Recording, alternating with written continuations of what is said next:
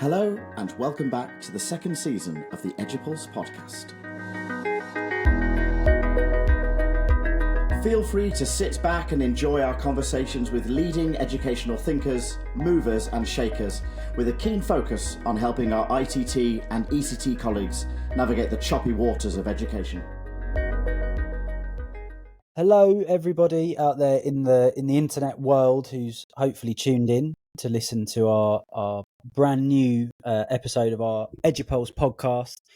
We've got Joe with us tonight in place of Chris. Now, I don't want to say it's an upgrade, but I think it's a bit of an upgrade. Joe, how are you? So nice to be back. I'm really good, thank you. It's been a really busy week at work, as I'm sure it has been for everybody. But I'm really excited for tonight. Thanks for having me back. Absolutely, no, thank you. It's always a joy to have you. It's always a joy to have Chris as well. Like we do massively miss Chris when he's not here, but he's doing something like wonderful to do with performance and arts and music and stuff like that tonight. Because for anybody that doesn't know, actually, I will get to our guest in a moment, but I think it's actually quite important to note. I think like Chris is an award-winning, and we can say award-winning because he's won awards before, but like he's recently also just won like another award. He's an award-winning musician and like performing artist. He is genuinely, he's a brilliant like teacher and leader, but he's also genuinely a supremely talented musician as well. So whenever he's not here, it's not usually because he just can't be bothered. It's because he's off like doing something amazing with music around the country. And is that how you met, really? Yeah, that's how we met, doing musical theatre. So I didn't know him through the education world. We met because I was in a production of Owl House in 2019. He happened to be the MD. And a beautiful friendship was formed. Wow, yeah. Like I say, he is brilliant at that. If anybody's ever like in Birmingham or anywhere where he's doing any of these things, like, and you get a chance to go and listen to him sing or perform or whatever, like you definitely should. He's brilliant. Yeah. And his wife's amazing at singing as well. Yeah, like, she is great too. What a household. Incredible. Right, anyway, Gareth Bates, you are joining us tonight to talk all things retrieval, and we're massively excited about this. Gareth, thanks so much for joining us. It's an absolute joy to have you on. Hello. Hello. Good evening, everybody. Thanks, Alan. Thanks, Joe. I don't know if we should caveat this that we tried this previously. We did. And obviously it was just so like, it just broke the internet, I think, basically. Yeah. So you invited me to come along live to talk about all things retrieval. Yeah, that's it. We couldn't take the chance of like the recording not working again, so we had to do it. We had to do it live. But yeah, you're right. We did try it before, didn't we? And it was a super like I think it was one of the most like mind bending discussions we've had, because like I came into it, I remember thinking like I know retrieval practice, and I came out of it thinking I'm not sure I do know retrieval practice that well anymore. But then like I really wasn't sure. So like it's an absolute joy to be able to do this again, partly from a selfish point of view, to be able to check whether I really do understand it or whether I do need to brush up on it myself as well. So why don't we start with like a key question, which is what's the difference between retrieval and retrieval practice? So that's a big one to start with, I know. Yeah. No, so I mean, just to sort of give a background, kind of where I'm sort of coming at this, and I suppose just my general background. So I was a teacher as a secondary school science teacher. Then I moved into teacher education. So I trained science teachers for about 7 years at the University of Bedfordshire. And I've now moved to Anglia Ruskin University, where I'm a senior lecturer in education. And I'm just really interested in cognitive science in the classroom. And for the past sort of 5 years, I've been focusing more and more on the idea of retrieval practice, basically to kind of answer that very question. So from my perspective as a teacher educator, you look at things like the core content framework and the early career framework, and they talk about this idea of getting children to retrieve information is good for them. And then when you look at the references that they use to underpin that, the evidence based, it then talks about retrieval practice. And this was quite a big conversation that we had amongst our PGCE team was, well, what is retrieval practice? What does it actually look like? And I'll be honest, you start going down this sort of rabbit hole of, well, what's actually going on here? And I think that is one of the key questions that I think we need to kind of address tonight. So for me, just the idea of retrieval is very, very simple. It's just accessing information that's stored in memory. And if you want to call that long-term memory, then that's absolutely fine. So that's really all that retrieval is. Now, what retrieval practice is, it obviously utilizes, or it certainly taps into, an element of retrieval, but actually it's a very controlled study, if you like, or examination of part of the retrieval process. That's the big distinction that I would make it. So if you were looking at sort of retrieval practice literature, what you'll see is over time, the sort of phrase retrieval practice has become much more commonplace, whereas prior to that, it was sort of much more focused on testing, and you might see things like test-enhanced learning, and the sort of predominant thing was called the testing effect. So for me, it's useful to kind of remember that's where the idea of retrieval practice comes from, because the term testing effect is kind of indicative of what's actually going on. So for those who are psychologists, you'll kind of know what an effect means in a psychological term. But for those that are not, essentially it's just a demonstration that doing something causes something as opposed to doing something else. That's all an effect is. So when I do my CPD, I do this sort of flippantly. I sort of say, let's create an effect right now. Okay, so that's what we're going to do. We're going to invent an effect. Okay, I'm going to call it the correct content effect. Okay, so it's very simple. I'm going to have two groups, and for one group, I'm going to teach them photosynthesis, and I'm going to take another group and I'm going to teach them long division. Okay, and then both groups, I'm going to give them a test, and that test is going to be on photosynthesis. Okay, so which group is going to do better on that test? That's kind of the question. No, that's not a trick question. Photosynthesis group. Okay, I would hope so too. Otherwise, we break teaching. But essentially, there you go. I've just demonstrated that teaching people the correct content, we get the correct content effect. Okay, so fundamentally, what retrieval practice is saying is, if we test people as opposed to doing something else, they are going to remember the stuff that we test more in the future than having done the something else. So that's kind of the origin of retrieval practice. And I think this is a common conflation that we see and we hear. And I sort of listened back to your retrieval practice podcast that you've done previously. And it's fine. Don't worry about it. I'm not going to I'm not going to say put it all in the bin. But it is a common conflation. You hear, or it's very interchangeable. You hear people say retrieval, and then in the next breath they'll say retrieval practice, and me being really pedantic will be like, well, what do you mean? Which one is it? So I think that's an important thing to recognise, is that retrieval is kind of everything of accessing information. So it could be smells, autobiographical memories, the triggering music, all of those sorts of things. Whereas retrieval practice is a very, like I say, sort of controlled study or exploration of an aspect of the retrieval process. You got that, Joe? Yeah, I do got that. I'm just thinking about it because, like you said, it's totally mind-bending thinking about the two as separate entities. Yeah. Well, I wouldn't necessarily say they're separate. I think retrieval practice is just probing. They are linked, but one is the testing element of it. If you could give, because that's a very broad spectrum of things testing.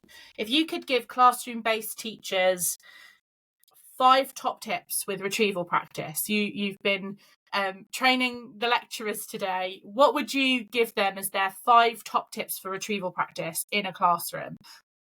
5. Yeah. Help us, please. Yeah. So, well, let's start kind of with a definition, okay? And then actually the way I define it then gives you those sort of insights, okay? So the way I sort of define retrieval practice, and this is essentially an amalgamation of a number of different research groups. So I'm just going to read off a slide that I have so I get it right. But essentially, retrieval practice involves the process of actively recalling or recognizing information from memory to improve the later retrieval of that information when compared to other forms of study, such as rereading and restudying. So my first top tip is to know, actually, there's a difference between recall and recognition tasks. And basically, a recognition task is something where the answer is already presented. So a multiple choice quiz question, a matching activity, that sort of thing, or maybe if you've got to fill in the word and you have a word bank, those are recognition activities. Recall activities are where you're just using the question to cue the recall or the retrieval of the information. So the first thing I always talk to teachers about is that know there's a difference between a recognition and a recall task. So that's my first kind of tip, is to know there's a distinction between the different types of activities, because I think sometimes what you tend to see in the classroom is like a retrieval grid I see quite often, and it'll have various different types of questions within that. Or sometimes you see like single modes, so they're all always multiple choice quiz questions because they're obviously relatively quick. Or sometimes there can be something called a free recall, which is a brain dump, like what do you remember about this? And understanding that they kind of do different things is important. So recognition is a different process within retrieval than recall. Okay, so they're actually doing sort of different things neurologically. Gareth, can I just jump in just for a second there, because I think you've just you might well have just like given me this moment of insight here. I just want to check it, and I think that's actually quite a useful thing with the 5 top tips. I think the use of those of kind of these practical tips is sometimes they can make like the understanding of the broader thing suddenly come to life a little bit, and I think that might have just happened. So I just want to check it with you. So it feels like potentially then there's sort of 2 differences between retrieval and retrieval practice.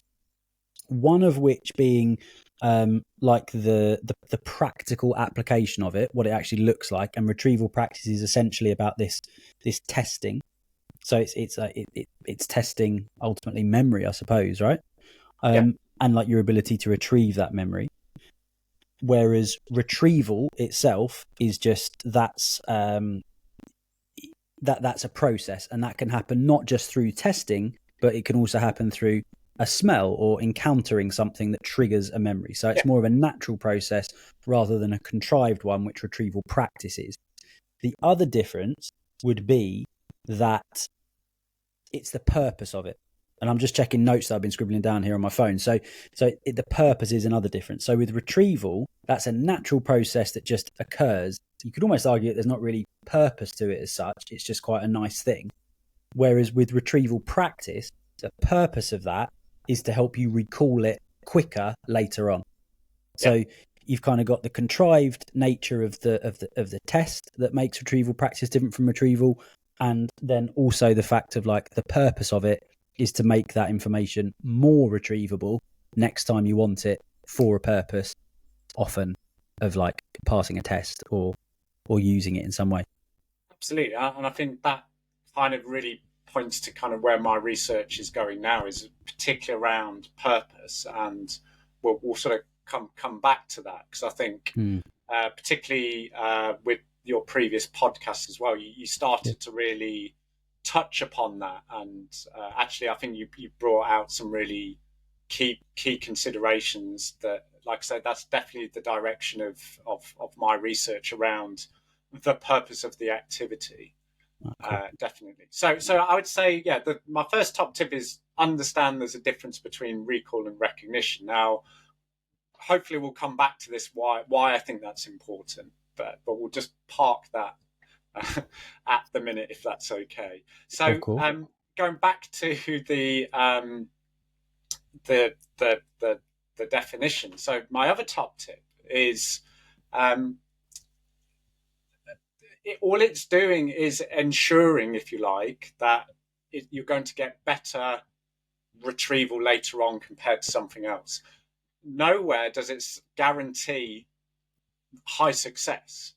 And I think one of the issues that we see with teachers is because of, good, well-meaning and a long tradition now of assessment for learning, is when we ask students questions, we want them, or we anticipate them to get the correct answer. And nowhere does the retrieval practice literature kind of guarantee that. What it's saying is, if you do this, it's better than doing that. So it's just a comparison. You're never guaranteeing that you're going to get 100%. So the kind of the top tip is, if you're doing retrieval practice for retrieval practice, that's the purpose, then just asking them the question is sufficient. You don't. This is where the idea of low stakes and no stakes testing comes from, because actually you don't need to grade it. You don't even need to know what the kids or the learners have done, right? The fact is, have they attempted to effortfully engage with the question? That's sufficient. Okay.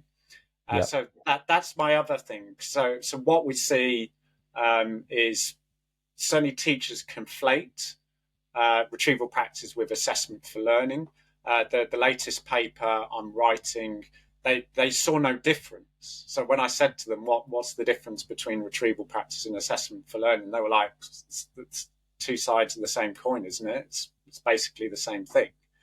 And actually, no, because what assessment for learning, in a way, makes you do, in this sense, where you gain the answers and then you make an inferential judgment on their performance, is, well, if they didn't meet a certain threshold, they reteach.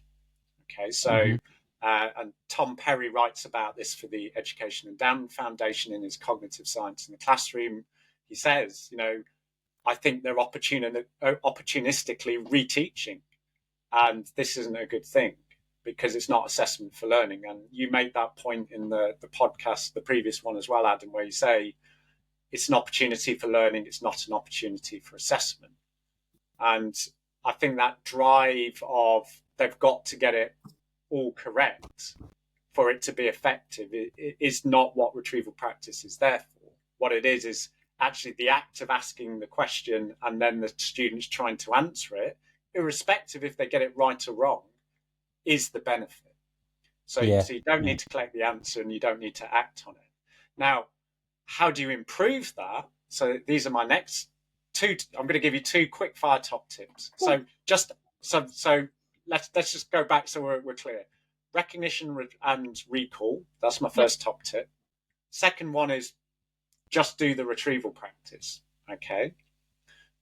The third and the fourth is to increase the strength, if you like, of the retrieval practice. Give feedback. And this, I don't even need to say this, because again, in my research, I've never seen a teacher not give feedback. Like when was the last time you asked a child a question, they answered, and then you just shunned them, walked off, and next question then. That never happens. Okay, so teachers always give feedback, but that enhances retrieval practice. And the fourth one is to have spacing, and you picked up on this, Adam, in your podcast. So coupling retrieval practice with spacing again heightens the effect. So it's a repetition, but it's with a gap of time in between it. So we're up to 4 now. That's not We bad. are only one more. That's really good. Yeah. There's, Well, I can don't know just, exactly what that one is. Yeah.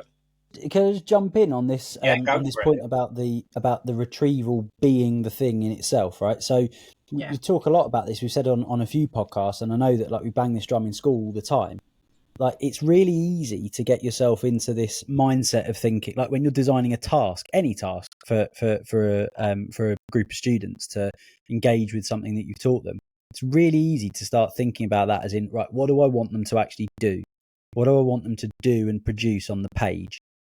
But actually the question should be like, what do I want them to be thinking?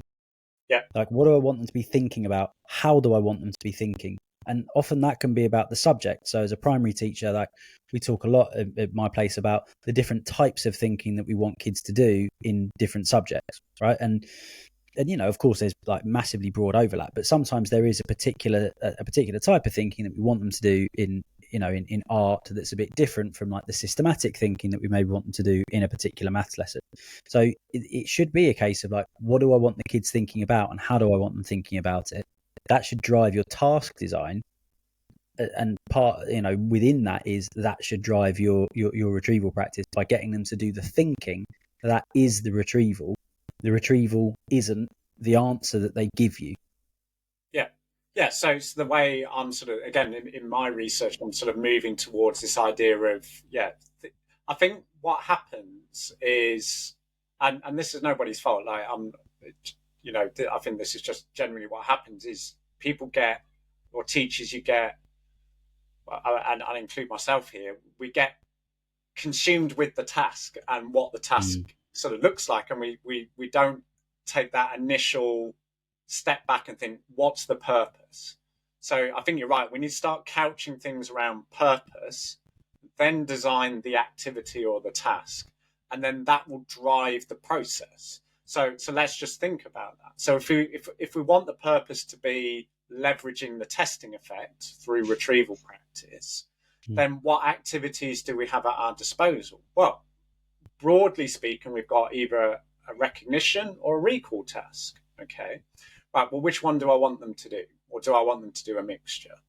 So I'll give you a little hint of why I think that's important. It depends where we are in the learning. So let's say we're very early on in the learning, then I would say recognition. So a recognition task, so matching multiple choice quiz questions, something like that. Okay, so now I know what the purpose is, I now know what my activity is.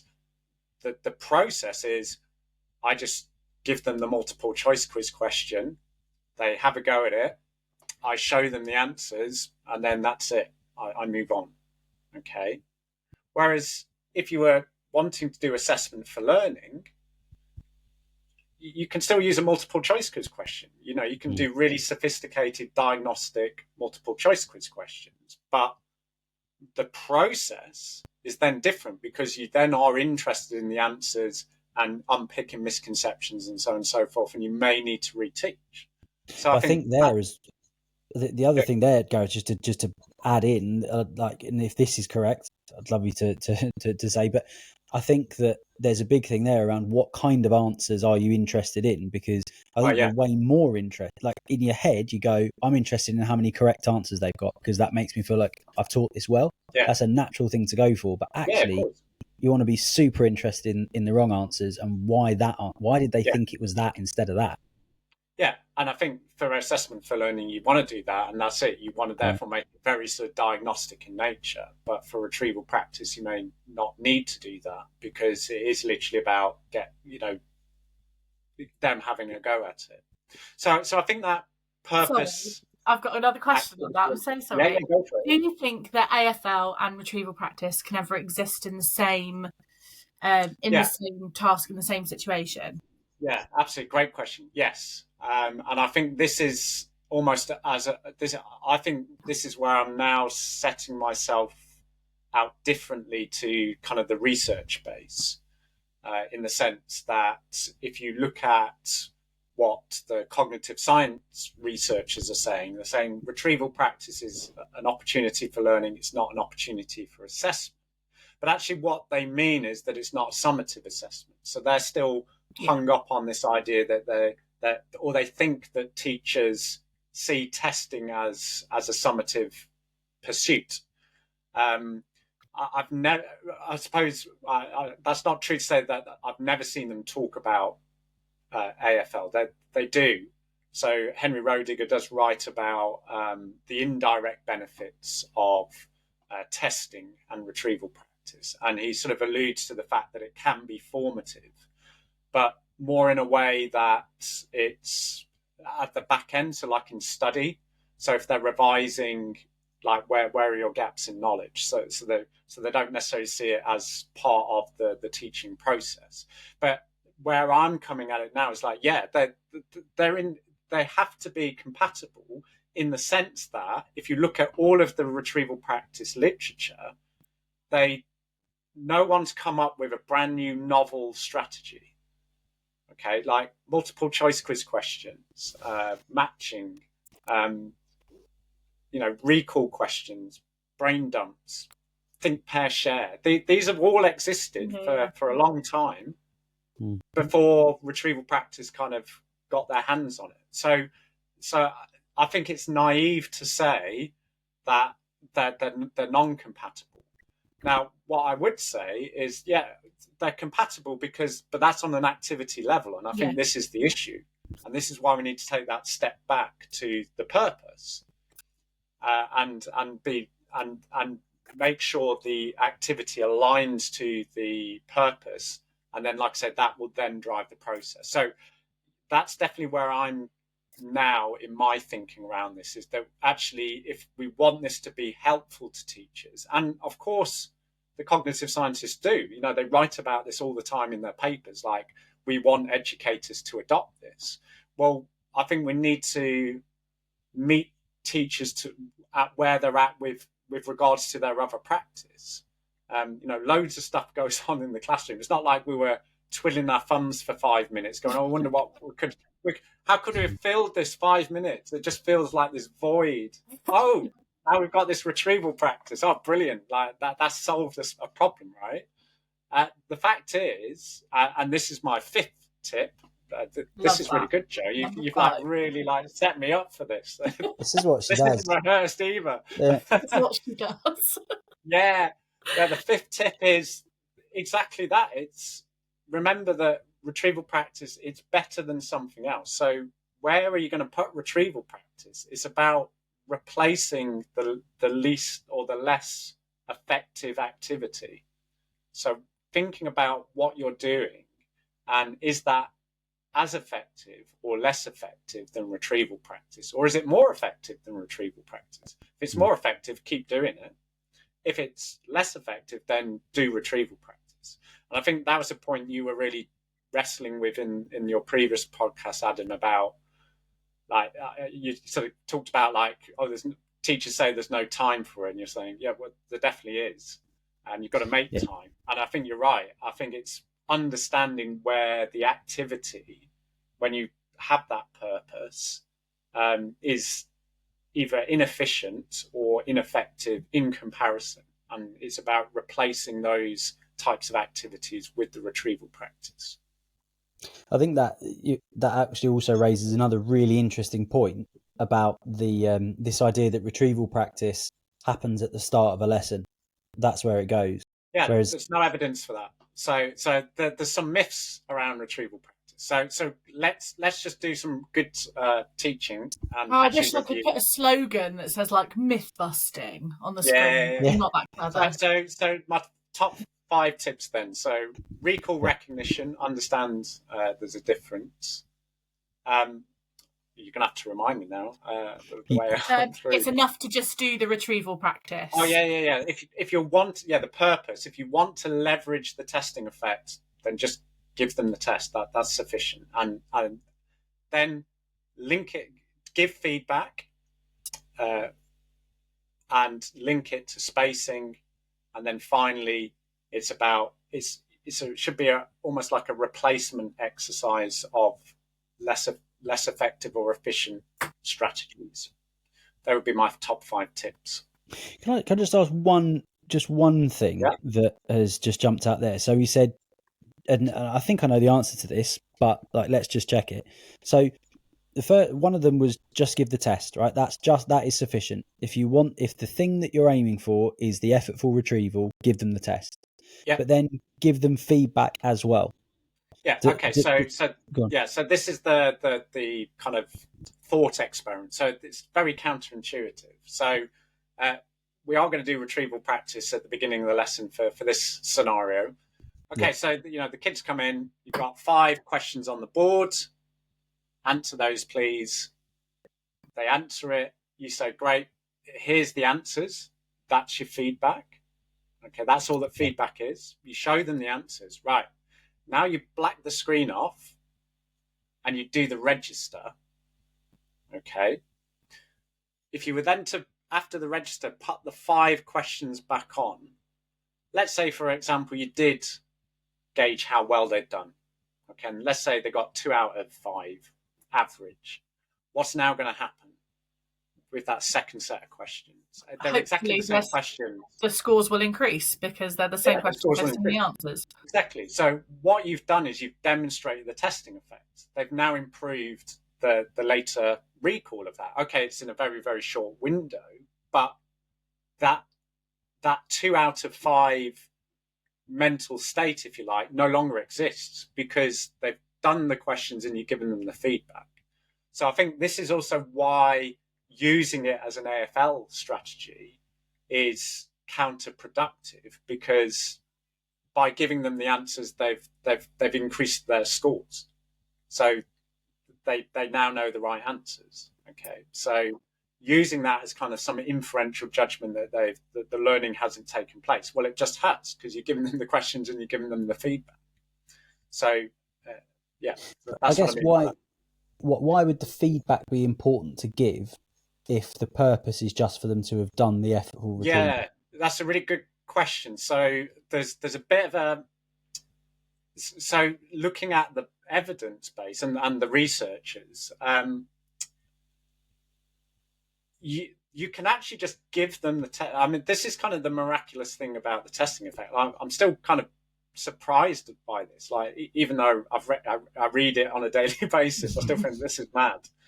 That actually just giving them some test questions, they then do better on the test at a later date had they just reread the notes. Yeah. And no feedback or anything. That's just mad, right? But to improve that gain, obviously giving them the feedback, because they can correct and they understand what the right answer is, and there's other things sort of going on at the same time, like consolidation and sort of re-encoding. So that's why the feedback's really important. So feedback, but what the research base and kind of what the wrestle is as well, is that still now the testing effect, or is it kind of a feedback effect? Now, that's purely academic, right? Like I say, as a teacher, you shouldn't worry about that, because, like I say, as a teacher, no teacher does not give feedback. So the fact is, it bumps the score, give feedback, and don't worry about, theoretically, is it 2 effects compounded, or, like, there's a really nice paper that says something like retrieval practice, the good, the bad, and the ugly, right? And the ugly bit says, yeah, but as soon as you give feedback and as soon as you space it, you've basically soiled the testing effect. It's not pure testing effect anymore. And you're like, well, okay, fine, Mr. Academic in your little office, that's great. But for a teacher, who cares? Be in the trenches, that's great. Yeah, who cares? If feedback and spacing gives me this massive bump, I'm going to do feedback and space, right? Yeah. I've got. But then aren't we then? Sorry, Adam, you go. No, you go, please. I was going to say, why do you think that it might be primary school as well, but I work in a secondary school. Why do you think secondary school teachers have got into such a habit of do now retrieval if there doesn't seem to be an evidence base to back it up? Yeah, great question. So I think, right, so let me just sort of clarify, or sort of, I say it's a myth. In a way, it is a myth. Very few studies have controlled for doing it at the start as opposed to anywhere else. Now, there are lots of studies where the retrieval practice does happen at the start of a session, but no one's really controlled for it. The one study I found where they do control for it, they find that actually it's much better at the end of the lesson. Okay, so that's what I mean by that. The other thing is there's very little, like, so Pooja Agrawal writes about this really nicely. She calls it dosage. So what's the dosage? And what she's basically saying is sort of the sort of two components of that is how many repetitions and how spaced are those repetitions. And she sort of frames that as dosage. Now, what's interesting is that a lot of the studies show that actually it's about the spacing more than the repetition. So therefore, having retrieval at like daily is no more effective than having it weekly. Okay, so there's a question around should you be doing it daily? Now, the caveat to that is I doubt teachers are constantly asking the same questions. No. Okay, so therefore that you're not actually doing daily retrieval practice in the sense of the same content. Where does it come from? I think you've hit the nail on the head. I think it's more sort of commercialized sources like Teach Like a Champion, so the do now. But even Doug Lamont quite clearly says do nows. You know, yes, there's retrieval practice, but it's not always retrieval practice. So he even writes that. Okay, obviously Kate Jones has written about that loads, that it shouldn't be at the beginning of every single lesson. I think also there's a misunderstanding. So the other culprit, if you like, is Rosenshine. Rosenshine's principle of instruction and daily review. Well, have a look at daily review. Doesn't mention retrieval practice at all. It's more about checking homework, having discussions, looking at things the children struggled with on the homework. You know, daily review relies on homework being given daily. It's not retrieval practice. The weekly and the monthly review, 100% is retrieval practice because it says do a test, right? So I think that's the issue. Is there's a couple of things in there that people are drawing on. Again, because it's in these things like the core content framework. But not necessarily understanding that there's a difference. So that's where I think it's sort of coming from. I think the other bit of that as well is, okay, there may not be any like robust evidence to show that there's a particular retrieval gain that you get from doing it at the start of the lesson. But I think, and I'm not, off the top of my head, I can't think of any studies, but there might be some. I think there are other gains from doing retrieval practice at the start of lessons, i.e. you get a calm, orderly start to the lesson that 100%. kids can get on with independently, because you're testing them on, you're giving them 5 questions, whatever it is, on stuff that you've already taught them. So there's a high likelihood that they'll at least be able to look at that and go, oh, I can have a go at this myself. So they're okay to get on with it independently. They know the routine, so they, again, can do it without like bothering the teacher to re-explain stuff. So the teacher then can be at the door doing their lovely entry routine into the lesson. And so you get like a behaviour, a culture, a climate benefit, even though there might not be like a strictly speaking, a retrieval benefit. Yeah, no, I 100% agree. And in the research, so the teacher survey, so Retrieval in the Wild, it's in Mind, Brain and Education, if you want to go and look it up.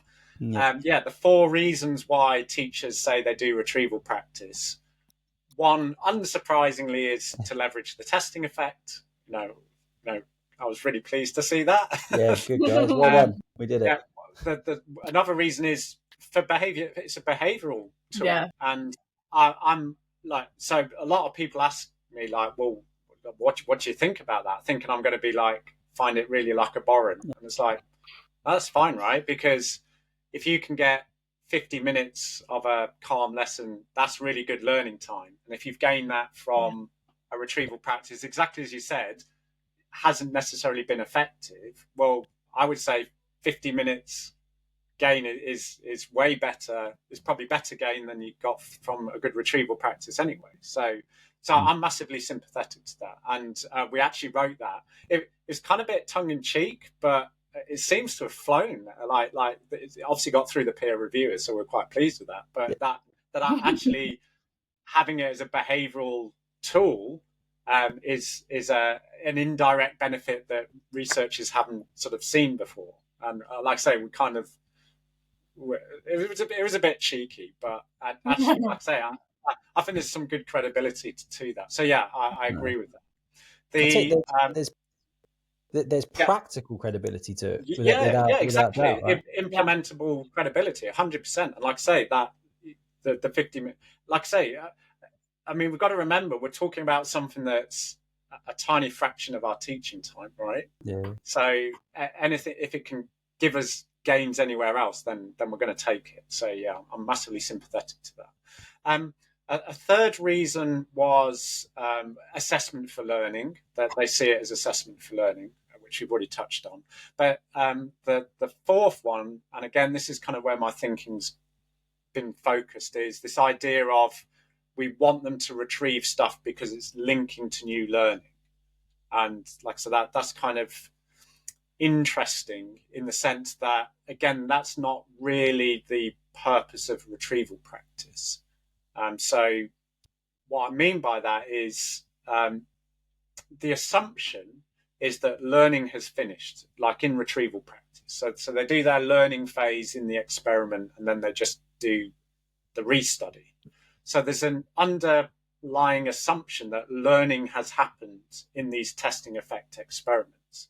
So to teachers to say, well, actually, we're using it kind of into teaching or sort of some people call it interpolated testing. So it sort of sits within teaching is kind of interesting. And like I say, you could be kind of pedantic and academic about and be like, well, you know, that's not really retrieval practice, but that's not the way I do my research. I'm starting, you know, I'm saying, well, if this is how teachers want to use it, how can we start using it effectively? So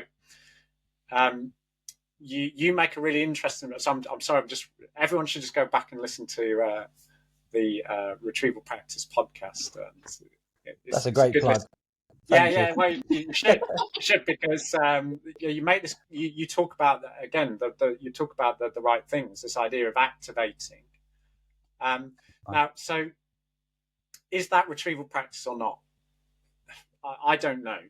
Okay, because that's not what the research does.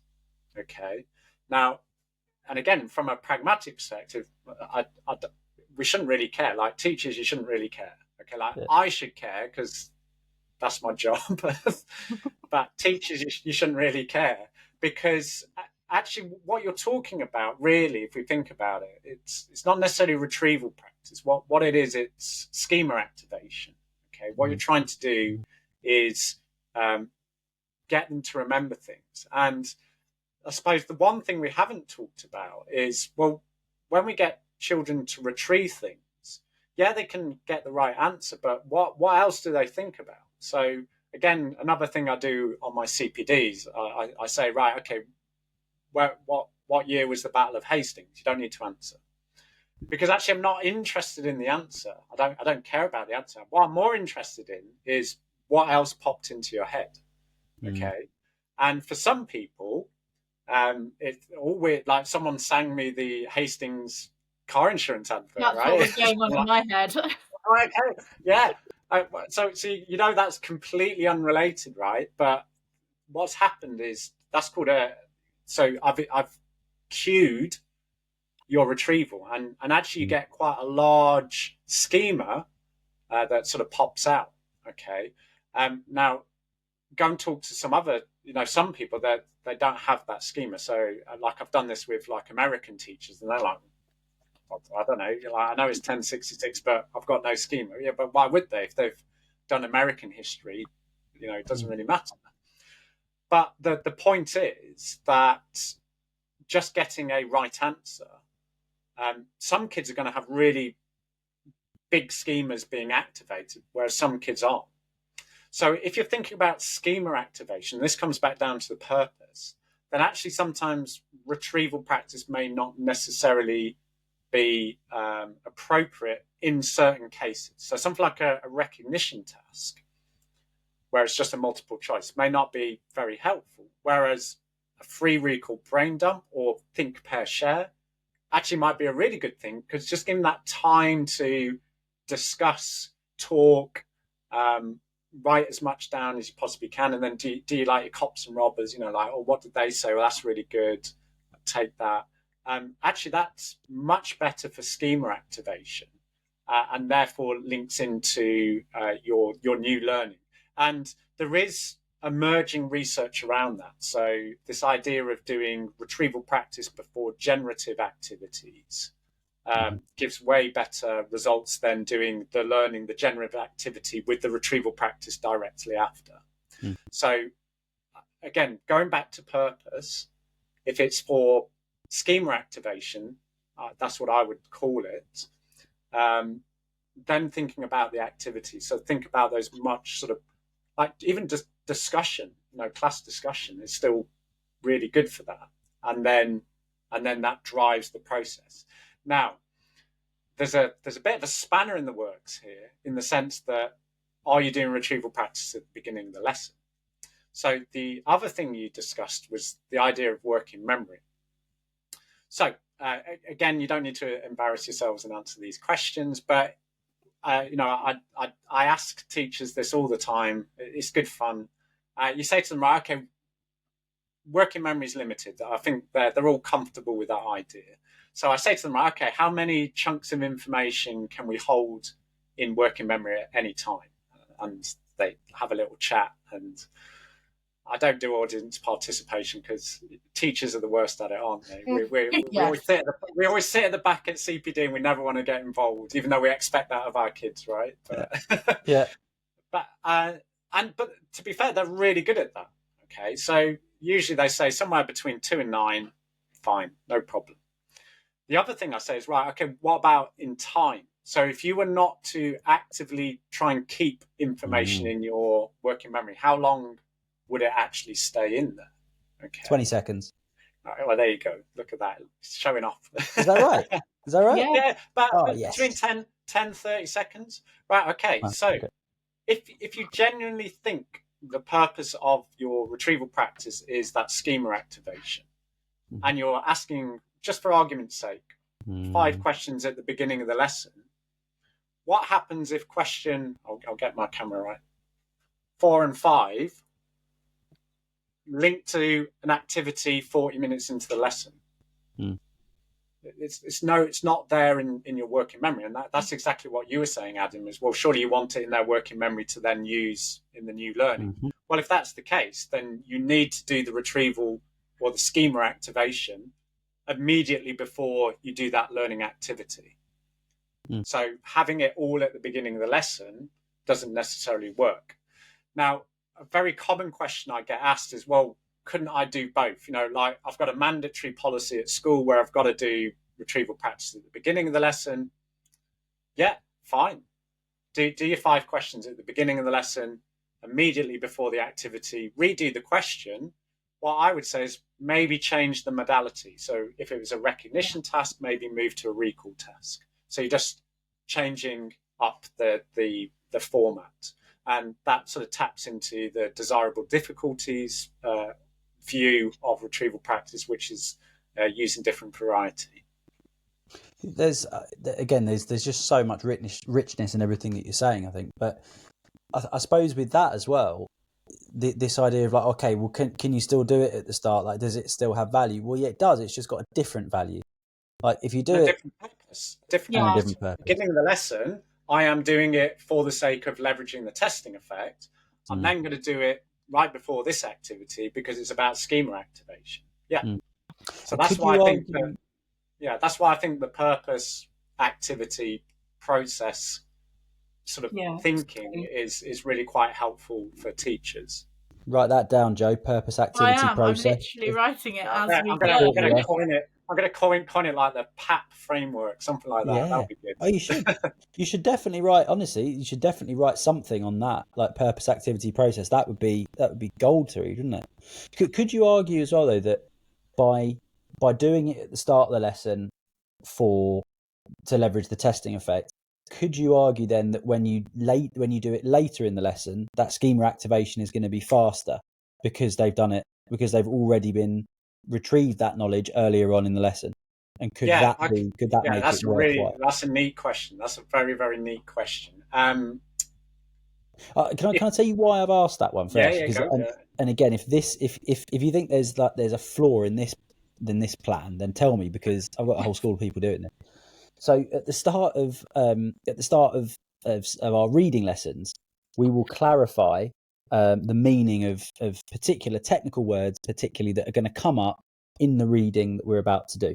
Okay, so it wouldn't be like more than 4 or 5 words, but I'm aware that by telling a kid what ambiguous means now, and then they come across the word and they hear me say the word ambiguous 8 minutes later when I'm reading aloud to them, or they come across the word ambiguous when they're reading aloud themselves, I'm aware that they're not going to go ambiguous, that means confusing, or whatever it is about how I've explained it, because I know that, again, working memory is limited in terms of duration as well, and it would have gone by then. But is there a possibility that they would come across the word ambiguous and go, he told us what that meant, what was it? Oh yeah, it was, I think it was confusing. Right, cool. Let me go back to the beginning of that word of that sentence. I'll reread it, and now with that knowledge, nice and fresh of what ambiguous means, great. I've now got the meaning of that sentence. Can that happen? Yeah. So the way you've explained that, I would say that's pretty well established that would happen. Okay. I suppose my reservation was around the idea if you changed the modality, like if you changed the format of the retrieval practice. And the only reason for that, my reservation, is when you change format, the testing effect reduces essentially. So there are multiple different. I suppose this is the other thing, or the other problem with retrieval practice is it's not theoretically underpinned in the sense that everybody agrees this is how the testing effect works. There are loads of different theories as to why it works. Some have overlaps, but some are, different. Okay, so there's something called the transfer. Like this is quite technical now. Something called the transfer appropriate processing model, which means that if I do multiple choice quiz questions and the final test is multiple choice quiz, those kids will do better on that test had it been multiple choice with short answer questions at the end. So the format matters. So by changing format, it's going to be more effortful, even though it's later on in the lesson. Okay, but if we want that more effortful retrieval, then that inherently is a good thing. So I think, yes, you're right. They would retrieve it better if you contextualize it in a retrieval activity, like a retrieval practice activity, rather than them just reading it in the text. But yes, by doing it at the beginning of the lesson, it should mean that later on it should be quicker. Absolutely. Yeah. So that's correct. So, but my reservation was more about how quickly in comparison had you done the same format. So had you done a multiple choice quiz at the beginning of the lesson, and then you do the 2 questions in multiple choice format immediately before, like I say, I would change format to make it that little bit more effortful, because of that transfer appropriate processing is kind of dissipated. Love that. Yeah, my mind's a bit blown. I love the nugget of I've written it somewhere, your PAP model that you're going to write something about so that we can all buy it. Where have I written that down? Oh, I've got so many post-it notes. Purpose, activity, process. And the idea of using that for curriculum design, I think, is really powerful. Because if you go into it with the purpose, process, activity for the retrieval practice, that can then entirely change and I think revolutionize your curriculum design. So I'm really excited. I think, like I say, I'm not sort of saying it's a bad thing, but I think you're right. I think task level design is also important, but I think almost, like you say, particularly if you've got like your scheme of work and you say, okay, I've got to teach this in this lesson. Yeah. I think the automatic as sort of default is I'm going to go straight into task design and activity design. Yeah. And I think just having that step back and think, right, what do I actually want this to achieve? What's the purpose of it? And then think about the appropriateness of the activity. And then, like I said, that will drive the process. And I think that's powerful as well, because, again, the whole purpose of retrieval practice is to be efficient, right? It's natural. It should be a time-saving strategy. And if you're not clear on that purpose and you drive the process because you think it's assessment for learning and you opportunistically reteach, as Tom Perry would say, well, then actually that's massively inefficient then. And in a way, this is the kicker, right? So I gave you that example of the blacking off the screen. So if you then if you don't do that second test and you sort of think, well, they've all got 2 out of 5 and you reteach.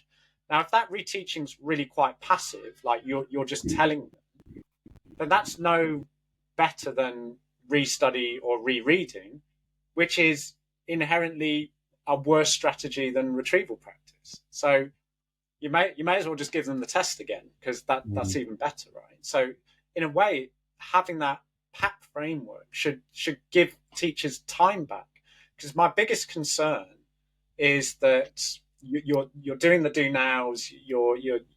There should be 5-10 minutes, if that, between that 5 and 10 minutes. Let's say 10 minutes once. Okay, fine. And if you've got an hour's lesson, then you've got 50 minutes of good teaching. Now, if you are reteaching based on that sort of false purpose, then you start to squeeze that 50 minutes. And where are you going to get that time back to teach that content? And where teachers are concerned with bloated curricula and too much content anyway, we should be sort of protecting that teaching time. And retrieval practice should give you that. It should hand you time back. But I think by not understanding the purpose and not leveraging the testing effect and thinking about it as assessment for learning, squeezes that time. And for something that should be effective, I think there's a long-term potential detrimental impact, because the fact is you keep squeezing the actual learning time. And I think that's my biggest concern. Yeah, and do you know, there's I think one of your key messages with this as well, really, is like, and if we're reading it correctly, is that you're saying we should all just kind of take a little bit of a strategic step back and examine how we're using retrieval practice. And that's probably a message that we could all do with, like, across a whole load of areas. For example, and this is one that's always stuck with me, that and I know a lot of schools don't do formal lesson observation anymore, which is, like, personally, I think that's a great thing that people don't do that anymore. But when we did, I remember when I was at the start of my teaching career, and it happened all the time. I remember coming across, I think it was a blog at the time. It wasn't the actual piece of research, but essentially what this blog pointed out was that people disagree about the quality of the lesson they've watched about 60% of the time. So if you watch a lesson and it's really bad, we'll all pretty much agree on that. If we watch a lesson and it's really good, we'll all pretty much agree on that. But this 60% in the middle, we could end up saying that that's in the 30th percentile, or we could end up, and someone else might look at that same lesson and go, no, I think that's actually in the 70th percentile, right? So if you've got this 60% variation in judgment, the amount of time you're spending going and watching every teacher, you are statistically better off flipping a coin in a room on your own and going, is Gareth a good teacher? Heads he is, tails he's not. you're more likely to get it right doing that, and you'll save yourself so much time.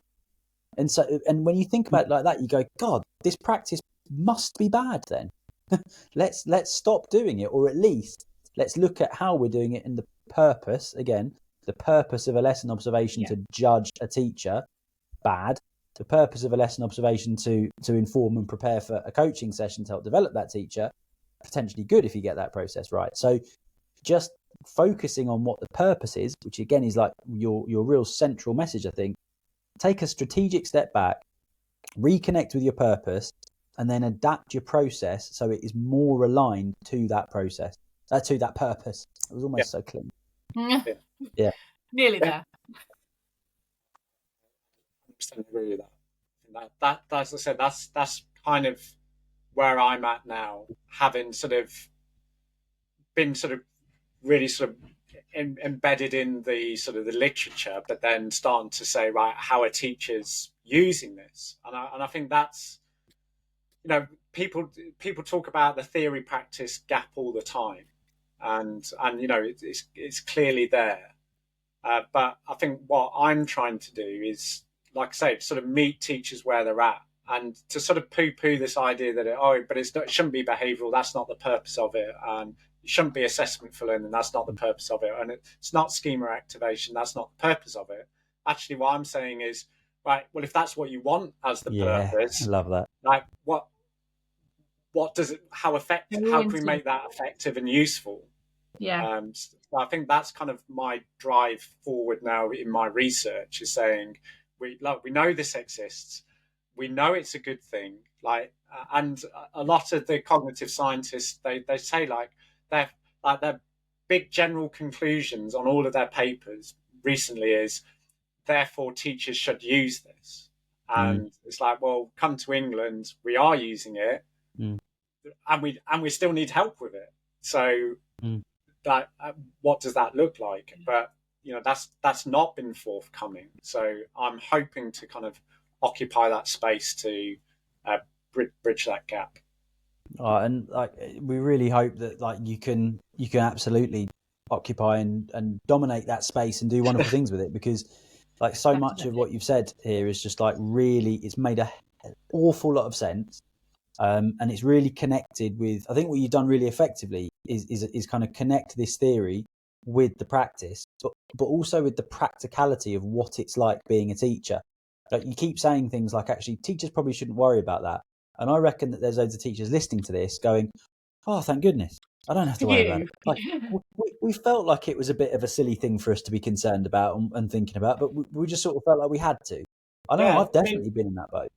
Yeah, and look, you know, I explain, I do directly talk about this in my CPD, so I don't hide it. I just say, I don't just say, oh yeah, do feedback and do spacing, it's great. I explain that they are separate effects, they are separate things, and what they do, and then you say, but actually, as a teacher, you don't need to worry about it. So I think you've still got to give that theoretical underpinning as why you're saying, don't worry about it. Yeah, absolutely. And I think sometimes that's missed. I think sometimes there's almost like a pre-assumption that, well, teachers don't need to know about it, so I won't tell them. Whereas actually, I've never not met a teacher who's inherently interested in learning and in doing things better for their children. So if you can give them the theoretical underpinning and then say why they may not need to worry about it, that's still really helpful to teachers. Hugely. Do you know, it's so true. Like, and it reminds me of a session I was doing tonight with our teachers, and we were talking about, it was a really like basic, straightforward session. We were just looking at different structures of reading lessons, and we were talking about, okay, what's a theme, like a theme within reading, and what is like authorial intent. So something like suspense, is that authorial intent or is that a theme? You're like, well, okay, it's probably an authorial intent more than it is a theme, I would say. But just to make sure that everybody stays realistic about this, if you're looking at a text that you're going to use with your class, and you're at the point of thinking, oh, is that a theme or is it intent, and what questions am I going to ask to really draw that out? it's probably going to be a pretty good lesson, because and really it probably doesn't matter as much as what you think it does. However, keep thinking about it like that, because it's the thinking that you're doing that's going to lead to the good outcome, not whether you get that piece of thinking right. And I think that's kind of what we're saying here is like, with a lot of this stuff, think about it and engage with it, because that's the thing that's going to drive your practice. Yeah, absolutely. The more you can engage teachers with professional thinking, the better. I think as soon as you start to do the thing, you take the thinking away from them, then essentially what you're doing is those sort of pragmatic kind of top tips. And I know, Joe, you asked me for those, and I did. But I didn't say, well, no, what you need to do is like 6 minutes into your lesson, you need to ask a multiple choice quiz question. And then but sometimes we do get that, don't we? So it's sort of framed as this idea of pragmatic sense making, but actually what you remove is the professional thinking. And I think you're absolutely right, Adam, because the more people you've got in a school doing that professional thinking, the much more cohesive and robust the practice then becomes, because it's sort of co-owned rather than kind of mandated or like I say, just sort of these sort of top tips. But to be fair as well, your top tips tonight have been about how to think about retrieval practice and about retrieval. And like that is, so I didn't give any sort of pragmatics. I do that in my CPD. It's quite funny because they ask me all these questions, like what, like, do you think this would work? And I say, I don't know. Go and try it. Let me know. Let me know. Yeah. I'd love to know if that would work. Please tell me. It's something that I get asked a fair bit as well. Is like, okay, what are the key takeaways? The key takeaway is to go and think about this stuff. Yeah. Go and try. Think about how you can apply it in your practice. Like that's the most powerful takeaway that there is. And I think that's massively come across in everything. Absolutely. Yeah, because some of the research I did with senior leaders, and what I did the CPD session, but I would pre-survey all of the teachers. Yeah. But then I would share it with the senior leaders, and what they found really interesting was that there wasn't really a shared understanding amongst the staff. So things like, I just said, like, what's your definition of retrieval practice? And they'd all type up what they think, and then I'd code it up. I'd even then rag rate it against my definition, and then I'd just share it with them, and they'd be like, yeah, but I talk about this all the time. And I was like, okay, but how often do you check for understanding amongst your staff? And they go, what do you mean? I said, well, the stuff you're telling them to do with the kids, like ask them questions and figure out if they know this stuff. Do you do that? And they're like, no. Oh no, I don't do that. and I think that's, if we're going to do this sort of evidence-based, evidence-informed, science learning, whatever you want to call it, if we're using that with the children, if you're leading CPD or you're training, then you should be using it, right? And in a way, I'm not massively concerned about how accurate the understanding around retrieval practice was.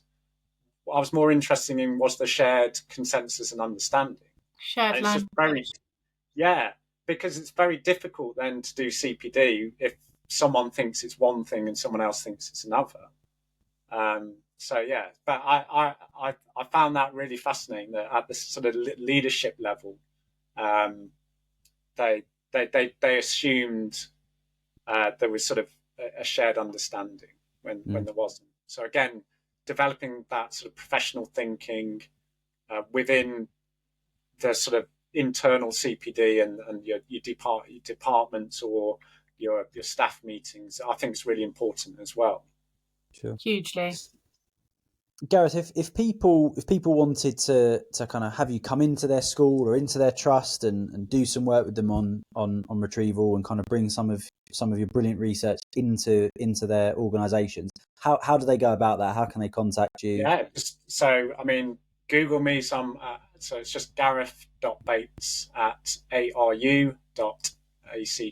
I'm on Twitter. I'm on Blue Sky. What I'm really hoping to do is consolidate all of what I've been doing over the past sort of 5 years.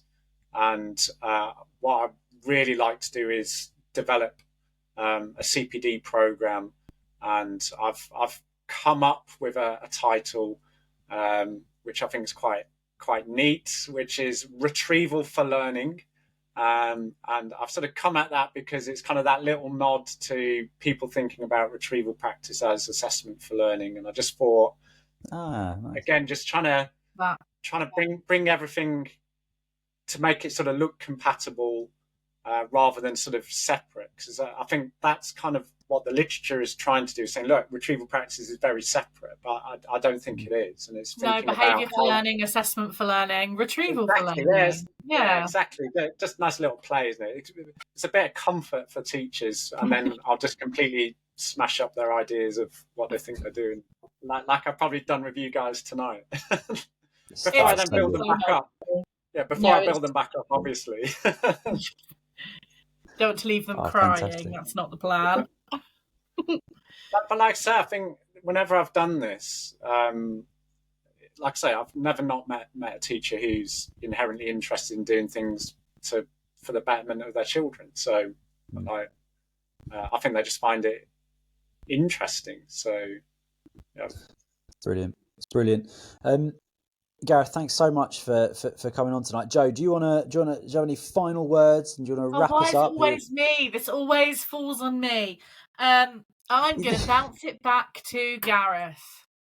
Gareth, nice. One sentence. One sentence.